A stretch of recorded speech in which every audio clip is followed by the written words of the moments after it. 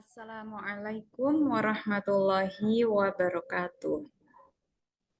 Bapak, Ibu, dan teman-teman semuanya, saya Nungki Imanur Laili, mahasiswi semester 3 Fakultas Pendidikan Agama Islam. Pada kesempatan kali ini, mohon izin untuk memberikan penjelasan atau pemaparan yang sudah saya buat, yaitu tentang sejarah pendidikan Islam pada masa dinasti Abbasiyah, yaitu diawali di tahun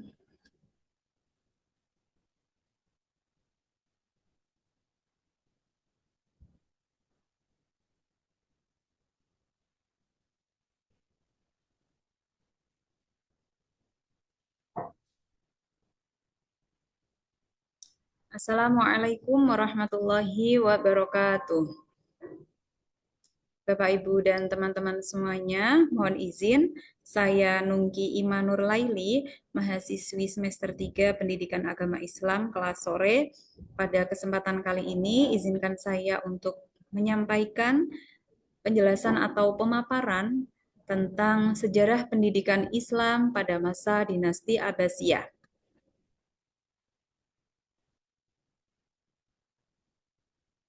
Sejarah Bani Abbasiyah. Dinasti Bani Abbasiyah adalah salah satu dinasti terbesar dan paling berpengaruh dalam sejarah Islam. Dinasti ini memerintah dari tahun 750 hingga 1258 Masehi. Bani Abbasiyah menggantikan dinasti Umayyah dan mendirikan kekhalifahan yang berpusat di Baghdad, yang menjadi pusat kebudayaan dan ilmu pengetahuan dunia Islam pada masa itu. Pendirian kekhalifahan pada masa dinasti Abbasiyah pada tahun 750 Masehi. Setelah mengalahkan dinasti Umayyah, Abu Muslim dan pengikutnya mendeklarasikan Abu al-Abbas as-Saffah sebagai khalifah pertama dari dinasti Abbasiyah. Nama as-Saffah berarti si pemarah, yang mencerminkan kekuatan dan ketegasan beliau dalam membasmi sisa-sisa pengikut Umayyah. Abu al-Abbas as-Saffah dan khalifah-khalifah berikutnya melanjutkan ekspansi kekhalifahan ke berbagai wilayah. Ibu kota kekhalifahan yang awalnya berada di Kufah di negeri Irak, kemudian dipindahkan ke kota Baghdad oleh Khalifah Al-Mansur. Beliau yang membangun kota tersebut pada tahun 762 Masehi. Baghdad kemudian menjadi pusat kebudayaan, perdagangan, dan ilmu pengetahuan dunia Islam selama berabad-abad. Sejarah pendidikan Bani Abbasiyah.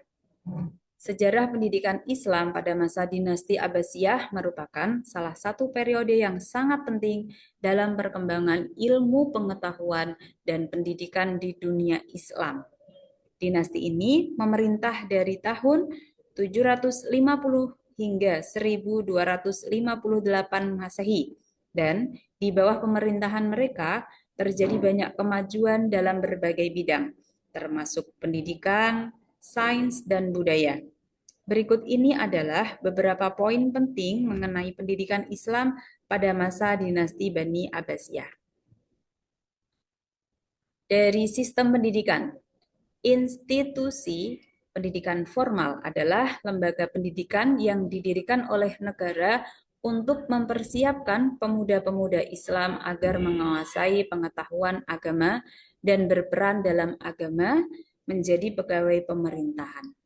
Biaya pendidikannya biasa disubsidi oleh negara dan dibantu oleh orang-orang kaya melalui harta wakaf.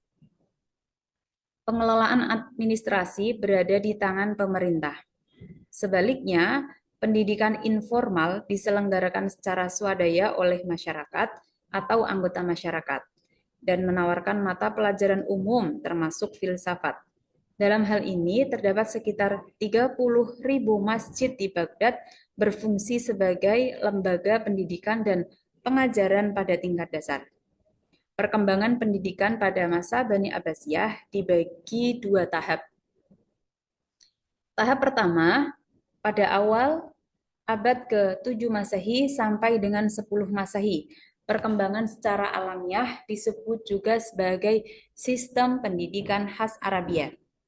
Tahap kedua, dari abad ke-11, kegiatan pendidikan dan pengajaran diatur oleh pemerintah dan pada masa ini sudah dipengaruhi oleh unsur non-Arab. Lembaga pendidikan sebelum berdirinya madrasah atau sekolah Islam. Yang pertama ada maktab atau kutab, adalah institusi pendidikan dasar. Mata pelajaran yang diajarkan adalah khat, kaligrafi, Al-Quran, akidah, dan syair. Kutab dapat diklarifikasikan menjadi dua, yaitu yang tertutup terhadap ilmu pengetahuan umum dan yang terbuka terhadap pengetahuan umum. Kedua, halakoh, artinya lingkaran. Halakoh merupakan institusi pendidikan Islam setingkat dengan pendidikan tingkat lanjutan atau kolek. Sistem ini merupakan gambaran tipikal dari murid-murid yang berkumpul untuk belajar pada masa itu. Guru biasanya duduk di atas lantai sambil menerangkan, membacakan karangannya atau komentar orang lain terhadap suatu karya pemikiran. Murid-muridnya akan mendengarkan penjelasan guru dengan duduk di atas lantai yang melingkari gurunya. Yang ketiga, majelis, yaitu institusi pendidikan yang digunakan untuk kegiatan transmisi keilmuan dari berbagai disiplin ilmu, sehingga majelis banyak ragamnya. Ada 7 macam majelis, yaitu majelis al-hadis, majelis al-tadris, majelis al-munadzarah, majelis al-muzakarah, majelis al-syu'ara, majelis al-adab, dan majelis al-fatwah. Tidak banyak penjelasan tentang deskripsi macam-macam majelis tersebut. Yang keempat, masjid merupakan institusi pendidikan Islam yang sudah ada sejak masa Nabi. Masjid yang didirikan oleh penguasa umumnya dilengkapi dengan berbagai macam fasilitas pendidikan seperti tempat belajar, ruang perpustakaan, dan buku-buku dari berbagai macam disiplin keilmuan yang berkembang pada masa itu. Yang kelima, khan berfungsi sebagai asrama pelajar dan tempat penyelenggaraan pengajaran agama antara lain fikih. Yang keenam, ribat adalah tempat kegiatan kaum sufi yang ingin menjauh dari kehidupan duniawi untuk mengonsentrasikan diri beribadah semata-mata. Ribat biasanya dihuni oleh orang-orang miskin. Lembaga pendidikan sebelum madrasah yang ketujuh adalah rumah-rumah ulama, digunakan untuk melakukan transmisi ilmu agama dan ilmu umum dan memungkinkan atau kemungkinan lain perdebatan ilmiah. Ulama yang tidak diberi kesempatan mengajar di institusi pendidikan formal akan mengajar di rumah-rumah mereka. Yang kedelapan, toko buku atau perpustakaan berperan sebagai tempat transmisi ilmu dan Islam. Di Baghdad terdapat 100 toko buku. Dan yang kesembilan, observatorium dan rumah sakit sebagai tempat kajian ilmu pengetahuan dan filsafat Yunani dan transmisi ilmu kedokteran. Selanjutnya, pusat-pusat pendidikan dan perkembangan ilmu pengetahuan. Pada masa Bani Abbasiyah, ibu kota kekhalifahan, Baghdad menjadi pusat ilmu pengetahuan terbesar di dunia. Banyak pusat pendidikan yang didirikan, yang mengarah pada penyebaran ilmu pengetahuan di kalangan masyarakat. Bait al-Hikmah atau rumah kebijaksanaan, salah satu lembaga pendidikan paling terkenal yang didirikan pada masa Bani Abbasiyah adalah Bait al-Hikmah, yang berfungsi sebagai perpustakaan, pusat penelitian, dan lembaga terjemahan. Bait al-Hikmah didirikan oleh Khalifah Harun ar-Rasyid dan dilanjutkan oleh anaknya, yaitu Al-Ma'mun. Di sini, para ilmuwan dari berbagai disiplin ilmu seperti astronomi, matematika, filsafat, dan kedokteran bekerja sama untuk menerjemahkan karya-karya ilmuwan Yunani, Persia, dan India ke dalam bahasa Arab. Selain itu, Bait al-Hikmah juga menghasilkan banyak karya ilmiah yang menjadi referensi penting dalam sejarah ilmu pengetahuan. Yang selanjutnya yaitu madrasah. Selain Bait al-Hikmah, madrasah atau sekolah Islam mulai berkembang pesat selama masa Abbasiyah. Madrasah tidak hanya berfungsi sebagai tempat belajar agama, tetapi juga untuk mempelajari berbagai ilmu pengetahuan seperti ilmu falak atau astronomi, matematika, kedokteran, filsafat, dan lainnya. Beberapa madrasah terkenal di Baghdad dan kota-kota lain menjadi pusat studi bagi para pelajar dari berbagai penjuru dunia Islam. Masih dalam lembaga pendidikan, di catatan lain, Al-Makhrizi berasumsi bahwa madrasah pertama adalah madrasah Nizamiyah yang didirikan pada tahun 457 Hijriah. Madrasah selalu dikaitkan dengan nama Nizam al-Mulk. Wafat pada tahun 485 Hijriah atau 1092 Masehi. Salah seorang wazir dinasti Saljuk sejak tahun 456 Hijriah atau 1068 Masehi sampai dengan wafatnya dengan usahanya membangun madrasah nizamiyah di berbagai kota utama dengan kekuasaan Saljuk. Madrasah nizamiyah merupakan prototipe awal bagi lembaga pendidikan tinggi. Ia juga dianggap sebagai tonggak baru dalam penggelaran pendidikan Islam dan merupakan karakteristik tradisi pendidikan Islam sebagai suatu lembaga pendidikan resmi dengan sistem asrama. Pemerintah atau penguasa ikut terlibat di dalam menentukan tujuan, kurikulum, tenaga pengajar, pendanaan, sarana fisik, dan lain-lain. Kendati Madrasah Nizamiyah mampu melestarikan tradisi keilmuan dan menyebarkan ajaran Islam dalam versi tertentu, tetapi keterkaitan dengan standarisasi dan pelestarian ajaran kurang mampu menunjang pengembangan ilmu dan penelitian yang inovatif. Secara hierarkis, pada masa Abbasiyah, sekolah-sekolah terdiri dari beberapa tingkat. Yang pertama, tingkat sekolah rendah, namanya kutab sebagai tempat belajar bagi anak-anak. Di samping kutab, ada pula anak-anak belajar di rumah, di istana, di toko-toko, dan di pinggir-pinggir pasar. Adapun pelajaran yang diajarkan meliputi membaca Al-Quran dan menghafalnya, pokok-pokok ajaran Islam, menulis, kisah orang-orang besar Islam, membaca dan menghafal syair-syair atau prosa, menghitung, dan juga pokok-pokok nahwu sorof ala kadarnya. Selanjutnya tingkat sekolah menengah, yaitu di masjid dan majelis sastra dan ilmu pengetahuan sebagai sambungan pelajaran di kutab. Adapun pelajaran yang diajarkan meliputi Al-Quran, bahasa Arab, fikih, tafsir, hadis, nahwu, sorof, balaghah, ilmu pasti, mantik, falah, sejarah, ilmu alam, kedokteran, dan juga musik.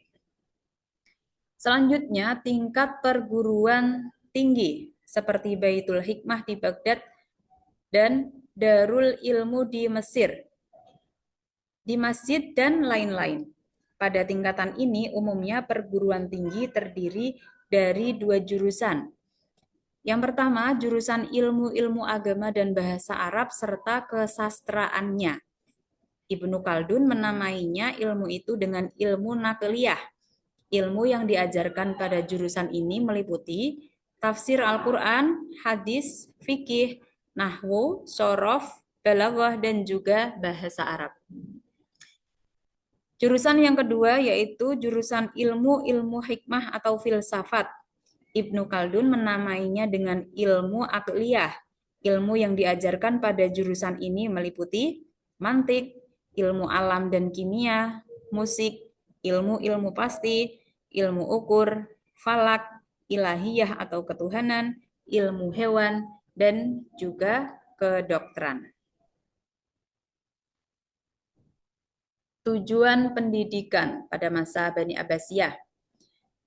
Tujuan pendidikan pada masa kekuasaan dinasti Abbasiyah tidak terlepas dari tujuan pendidikan secara umum, yaitu yang menjadi hakikat tujuan pendidikan Islam maupun pada tingkat keturunannya. Tujuan pendidikan di tingkat nasional dan institusional dapat dideskripsikan sebagaimana yang ada dalam realita masa itu, dan pada masa Abbasiyah tujuan pendidikan itu telah bermacam-macam karena pengaruh masyarakat pada masa itu. Tujuan itu dapat disimpulkan sebagai berikut, yaitu tujuan keagamaan dan akhlak. Sebagaimana pada masa sebelumnya, anak-anak dididik dan diajar membaca atau menghafal Al-Quran. Ini merupakan suatu kewajiban dalam agama, supaya mereka mengikuti ajaran agama dan berakhlak menurut agama. Selanjutnya, tujuan kemasyarakatan. Para pemuda pada masa itu belajar dan menuntut ilmu supaya mereka dapat mengubah dan memperbaiki masyarakat.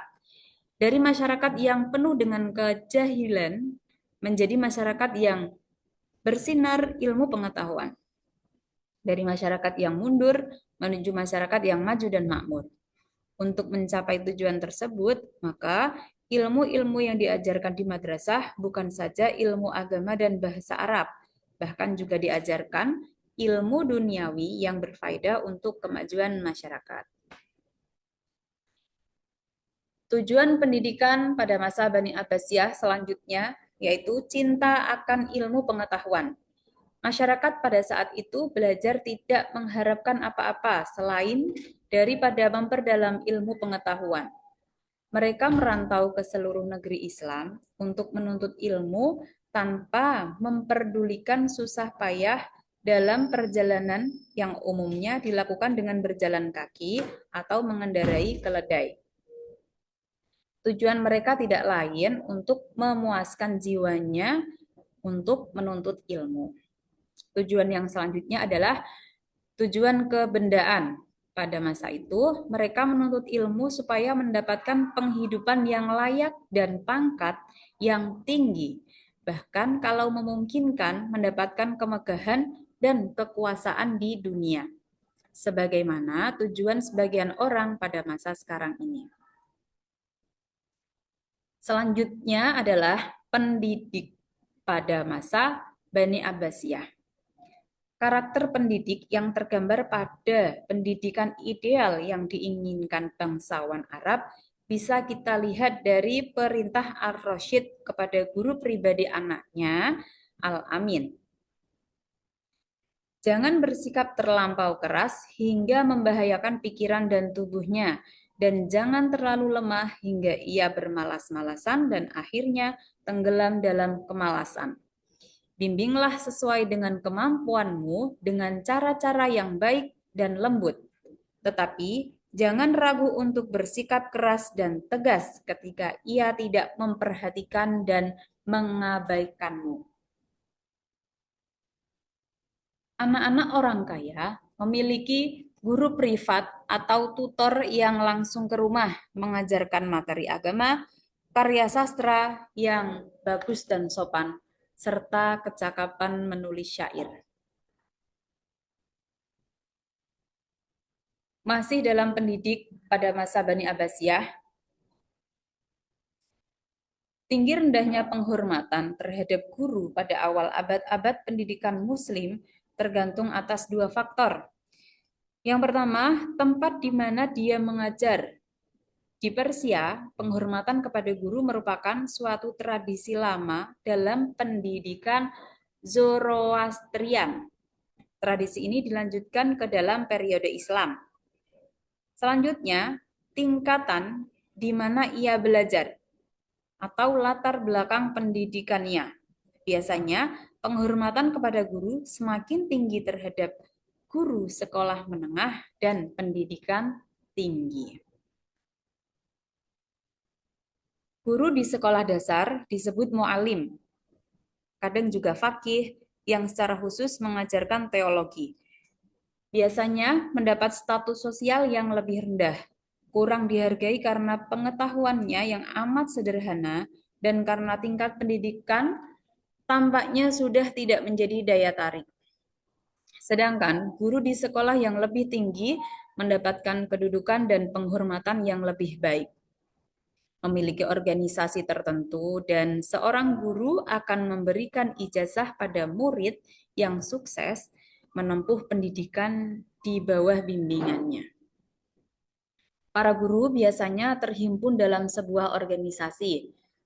Keberadaannya mempunyai pengaruh yang penting dalam suatu pemerintahan. Bahkan, kekuasaannya mempunyai andil yang besar dalam kekuasaan khalifah. Karena ia dengan organisasinya mempunyai power yang dapat mengendalikan kepentingan khalifah, khususnya dalam hal pengangkatan dan pemberian izin untuk menjadi pengajar di masjid.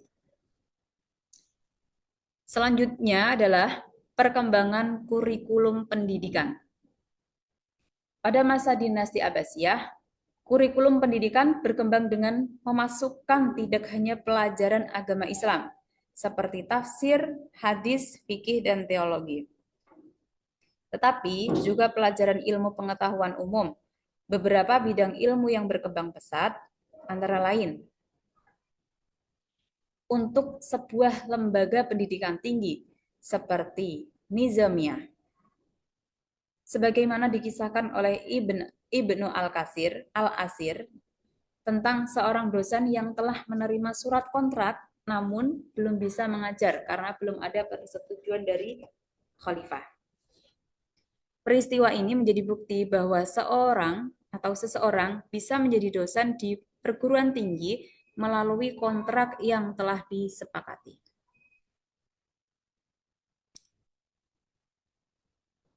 Peserta didik di masa Bani Abbasiyah.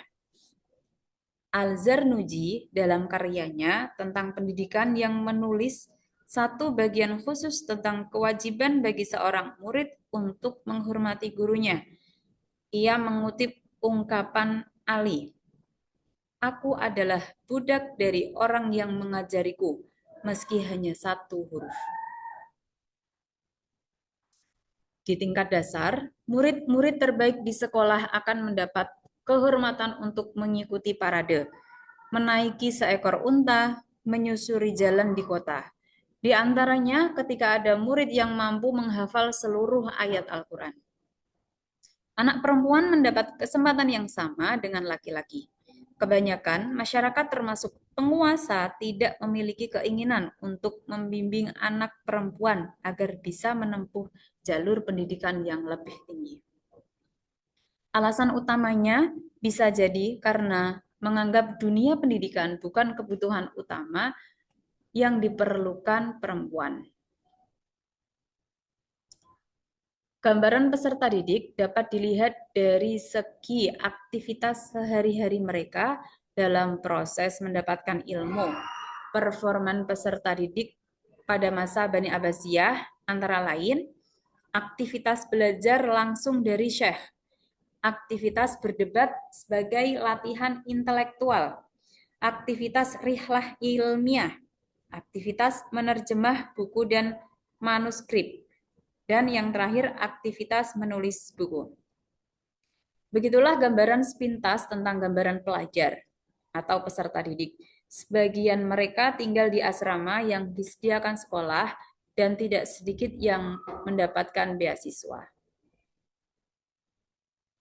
Selanjutnya, metode pendidikan pada masa Bani Abbasiyah. Pada masa ini, metode pendidikan atau pengajaran yang digunakan dapat dikelompokkan menjadi 3 macam. Antara lain, lisan, hafalan, dan tulisan. Metode lisan berupa dikte atau imla, metode ceramah al-sama, metode kiroah biasanya digunakan untuk belajar membaca. Sedangkan metode menghafal merupakan ciri umum masa itu, di mana peserta didik berulang-ulang membaca sehingga ia dapat mengungkapkannya kembali dan mengkontekstualisasikannya dalam kehidupan sehari-hari. Dan dalam diskusi ia dapat merespon, mematahkan lawan, atau berargumen dengan pendapatnya yang baru. Metode yang terakhir yaitu metode tulisan dianggap metode paling penting. Ini berguna bagi proses penguasaan ilmu pengetahuan, juga bagi penggandaan jumlah buku teks, karena belum ada mesin cetak. Di samping metode tersebut, ditemukan juga metode diskusi atau munakosah, debat, atau dialektika. Selanjutnya, ada pembiayaan dan sarana pendidikan pada masa Bani Abbasiyah. Sumber dana yang paling lazim bagi pembangunan madrasah adalah lembaga wakaf. Sebuah cara tradisional dalam Islam untuk mendukung lembaga yang melayani kebutuhan masyarakat umum. Menyumbangkan materi atau zakat yang diperuntukkan bagi para mustahik dan bagi pengembangan Islam merupakan bagian dari rukun Islam. Demikian halnya dalam pembangunan madrasah, Wazir Nizam Al-Mulk menyediakan dana wakaf untuk membiayai mudarris, imam, dan juga mahasiswa yang menerima beasiswa dan fasilitas asrama. Perkembangan kurikulum pendidikan pada masa dinasti Abbasiyah. Yang pertama, ilmu kalam atau teologi, yaitu ilmu tentang akidah Islam dan pemikiran filosofis yang membahas mengenai hakikat Tuhan dan konsep-konsep keagamaan lainnya. Yang kedua, ilmu fikih atau hukum Islam, pengajaran tentang hukum-hukum Islam yang diambil dari Al-Quran, hadis, dan ijma' atau konsensus ulama. Selanjutnya ada ilmu falak atau astronomi dan matematika. Ilmu tentang pergerakan benda langit dan penerapan matematika dalam kehidupan sehari-hari. Para ilmuwan Abbasiyah seperti Al-Khwarizmi dan Al-Batani berkontribusi besar dalam perkembangan bidang ini. Selanjutnya ada ilmu kedokteran.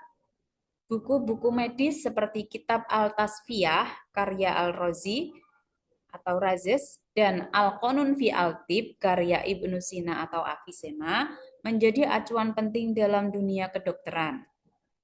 Selanjutnya ada ilmu filsafat. Para filsuf seperti Al-Farabi, Ibnu Sina, dan Ibnu Rus mempelajari dan mengembangkan pikiran-pikiran Yunani dan menyesuaikannya dengan ajaran Islam. Pendidikan untuk semua kalangan pada masa dinasti Abbasiyah.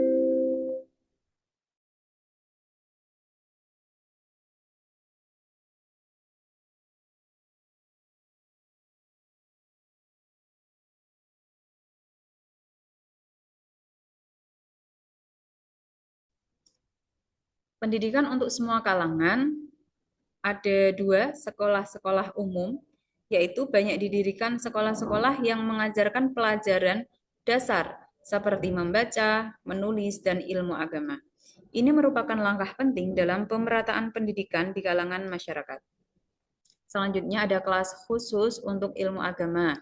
Beberapa madrasah menawarkan pendidikan khusus untuk mempelajari ilmu agama, khususnya agama Islam, seperti tafsir Al-Quran, hadis, dan fikih, dengan tujuan untuk menghasilkan para ulama yang berkompeten dalam bidangnya. Peran ulama dan ilmuwan. Pada masa dinasti Abbasiyah, banyak ilmuwan dan ulama besar yang berperan penting dalam perkembangan pendidikan dan sains. Beberapa tokoh penting yang terkenal pada masa ini antara lain Al-Khwarizmi. Beliau seorang ahli matematika yang dikenal sebagai Bapak Aljabar. Karyanya yang paling terkenal adalah Alkitab Al-Mukhtasar fi Hisab Al-Jabr wal Muqabalah yang menjadi dasar bagi perkembangan aljabar di dunia. Selanjutnya ada Ibnu Sina atau Avicenna, seorang dokter dan filsuf yang karyanya Al-Qanun fi Al-Tibb menjadi teks medis utama di Eropa selama berabad-abad. Selanjutnya ada Al-Razi, Razes, seorang dokter dan ilmuwan yang membuat kemajuan besar dalam bidang kedokteran dan kimia. Ada Al-Farabi, seorang filsuf yang menggabungkan pemikiran Aristoteles dengan ajaran Islam, mempengaruhi banyak pemikir Muslim dan Barat. Pengaruh pendidikan Abbasiyah pada dunia Barat. Pendidikan pada masa dinasti Abbasiyah tidak hanya berpengaruh besar terhadap dunia Islam, tetapi juga memberikan dampak besar pada perkembangan ilmu pengetahuan di Eropa. Banyak karya-karya ilmuwan Muslim diterjemahkan ke dalam bahasa Latin dan digunakan di universitas-universitas Eropa yang berkontribusi pada kebangkitan ilmu pengetahuan dan Renaissance di Eropa. Krisis dan kemunduran pendidikan pada masa dinasti Abbasiyah. Seiring dengan melemahnya kekuasaan politik Bani Abbasiyah pada abad ke-10 dan seterusnya, pendidikan di dunia Islam juga mengalami kemunduran. Terjadi penyusutan dana untuk lembaga pendidikan dan para ilmuwan mulai menghadapi berbagai kesulitan. Meskipun demikian, warisan pendidikan dari dinasti Abbasiyah tetap bertahan dan mempengaruhi perkembangan pendidikan Islam pada masa berikutnya. Akhirnya, pada materi yang sudah kita baca, dapat kita simpulkan. Pada masa dinasti Bani Abbasiyah, pendidikan Islam berkembang pesat dengan pusat-pusat ilmu pengetahuan seperti Bait al-Hikmah yang menjadi simbol kekayaan intelektual. Pendidikan tidak hanya terbatas pada studi agama, tetapi juga mencakup berbagai disiplin ilmu termasuk matematika, astronomi, kedokteran, dan filsafat. Era ini mencetak banyak ilmuwan dan ulama besar yang karya-karyanya berpengaruh besar di dunia Islam dan Barat. Meskipun mengalami kemunduran seiring berjalannya waktu, warisan pendidikan dari masa Abbasiyah tetap menjadi landasan penting bagi perkembangan peradaban Islam dan dunia.